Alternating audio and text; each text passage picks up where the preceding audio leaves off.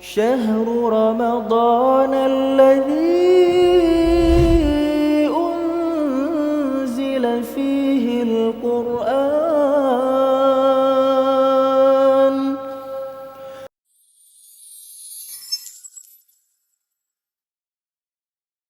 Bismillah. Assalamualaikum warahmatullahi wabarakatuh. Alhamdulillah, salatu wassalamu ala rasulillah wa ala alihi wa sahbihi wa man wala. Asyhadu an la ilaha illallah wa la syarikalah wa asyhadu anna muhammadan abduhu wa rasuluhu la nabiyya ba'dah. Apa kabar anak-anakku sekalian yang semoga dirahmati oleh Allah Subhanahu wa taala. Semoga Allah berikan kesehatan kepada kita semua, dan semoga yang sedang sakit Allah Subhanahu wa taala segera angkat penyakitnya, dan semoga Allah Subhanahu wa taala segera sembuhkan penyakitnya, amin ya robbal alamin. Alhamdulillah, pada kesempatan kali ini kita akan membahas bagian yang kedua dari macam-macam tilawah, yaitu tilawah hukmiyah. Yang pertama apa? Tilawah lafziyah. Yang kedua apa? Tilawah hukmiyah. Tilawah hukmiyah itu apaan? Tilawah hukmiyah itu artinya kita membaca Al-Quran dengan mentadabburi makna atau kandungan isi di dalam Al-Quran. Kemudian mengamalkan isi di dalam Al-Quran tersebut. Kalau berupa perintah kita kerjakan, kalau berupa larangan kita tinggalkan. Itu namanya tilawah hukmiyah. Jadi kalau kita baca tilawah hukmiyah, baca satu ayat bisa lama.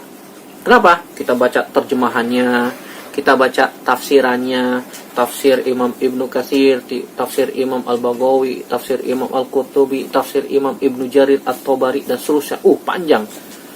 Catat, ditulis, kemudian diambil hukum-hukum yang berkaitan tentang masalah ayat tersebut, kemudian kita berusaha untuk mengamalkan ayat tersebut. Ini namanya tilawah apa? Tilawah hukmiyah. Sebagaimana Allah Subhanahu wa taala mengatakan, dan ini tujuan diturunkannya Al-Qur'an supaya kita mentadabburi Al-Qur'an. Kata Allah Subhanahu wa taala, kitabun anzalnahu ilaika mubarakun liyadabbaru ayatihi wa liyatadzakkara ulul albab. Allah Subhanahu wa taala mengatakan, Al-Qur'an, kitab ini anzalnahu ilaika, yang kami turunkan kepadamu wahai Muhammad, mubarakun, sebagai keberkahan, liyadabbaru ayatihi, agar kamu bisa mentadaburi ayat-ayatnya, waliyatadzakkara ulul albab, supaya orang yang berfikir bisa ingat. Dan para ulama dahulu, ulama-ulama soleh pun membaca Al-Quran dengan seperti ini ya. Perkataan Abu Abdurrahman As-Sulami rahimahullahu taala, haddatsana allazi kanu yuqri'unana al-Qur'an Utsman ibn Affan wa Abdullah ibn Mas'ud radhiyallahu taala anhuma, telah menceritakan kepada kami yang telah mengajarkan kami Al-Quran, Utsman bin Affan dan Abdullah bin Mas'ud.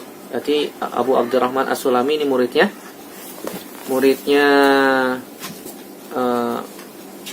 Abdullah bin Mas'ud dan Utsman bin Affan radhiyallahu taala anhuma.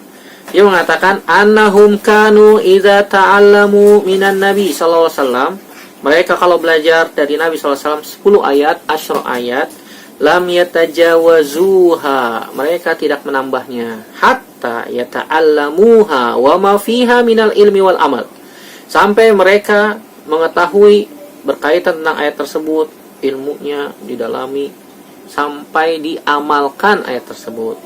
Mereka mengatakan, fata'allamnal qur'ana wal ilma wal amala jami'an, kami belajar Al-Qur'an, ilmu dan amal sekaligus bareng. Ini para sahabat radhiyallahu taala anhum ajmain. Mereka membaca dengan tilawah hukmiyah.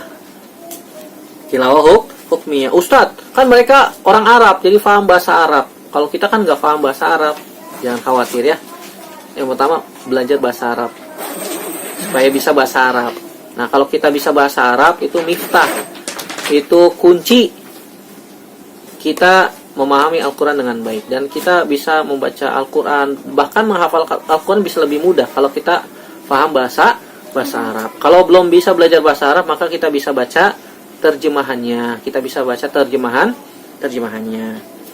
Nah, ini jenis tilawah yang kedua ini yang Allah Subhanahu wa taala puji bagi orang-orang yang melakukannya, dan Allah berikan derajat yang tinggi. Sebaliknya, orang-orang yang tidak mau menerima Al-Quran, tidak mau mendengarkan Al-Quran, tidak mau menerima Al-Quran, tutup telinga, tutup mata, dan seterusnya, maka mereka akan dibangkitkan dalam keadaan buta. Dan orang-orang yang membaca Al-Quran, mengamalkan Al-Quran, mereka tidak akan sesat, dan mereka tidak akan fala yadillu wala yashqa. Mereka tidak akan sesat dan mereka tidak akan sengsara. Sebagaimana Allah Subhanahu wa taala katakan dalam surat Thaha, fa imma ya'tiyannahum minni huda famanittaba'a hudaya fala yadillu wala yashqa. Kata Allah Subhanahu wa taala, barang siapa yang mengikuti petunjukku maka tidak akan sesat dan tidak akan sengsara. Sebaliknya, barang siapa yang berpaling dari Al-Quran, maka dia akan diberikan kehidupan yang sempit dan nanti akan dibangkitkan dalam keadaan buta. Kemudian mereka mengatakan, Ya Rob, lima hasyartani ama waqad kuntu basira. Ya Rob, kenapa engkau bangkitkan kami dalam keadaan buta, dulu kami dalam keadaan melihat? Allah Subhanahu wa taala katakan, Wa man a'rada an zikri fa inna lahu ma'isyatan donka wa nahsyuruhu yaumal qiyamati a'ma. Qala rabbi lima hasyartani ama waqad kuntu basira. Qala kadzalika atatka ayatuna fanasitaha wa kadzalikal yauma tunsa. Kata Allah Subhanahu wa taala, barang siapa yang berpaling dari peringatanku, maka dia akan mendapatkan kehidupan yang sempit. Dan kami akan himpun dia pada hari kiamat dalam keadaan buta. Mereka protes sama Allah, Ya Rabb, kenapa engkau bangkitkan kami dalam keadaan buta? Dulu kami bisa melihat. Maka Allah mengatakan, Qala kadzalika atatka ayatuna fanasitaha wa kadzalikal yauma tunsa. Engkau dulu waktu di dunia diberikan ayat Al-Quran, enggak mau baca. Boro-boro baca, enggak mau dengar, enggak mau melihat, masa bodoh. Bahkan mereka mengatakan, itu kan perkataan 15 abad yang lalu, sekarang zaman now. Gitu. Sekarang beda zamannya. Maka kita katakan Al-Quran untuk sepanjang masa sampai hari kiamat. Tidak kuno, tidak ketinggalan zaman. Al-Quran tetap cocok digunakan di sepanjang masa. Nah, mereka yang menolak Al-Quran maka akan dibangkitkan dalam keadaan buta oleh Allah Subhanahu wa taala. Nasallallahu salamata wal afiyah.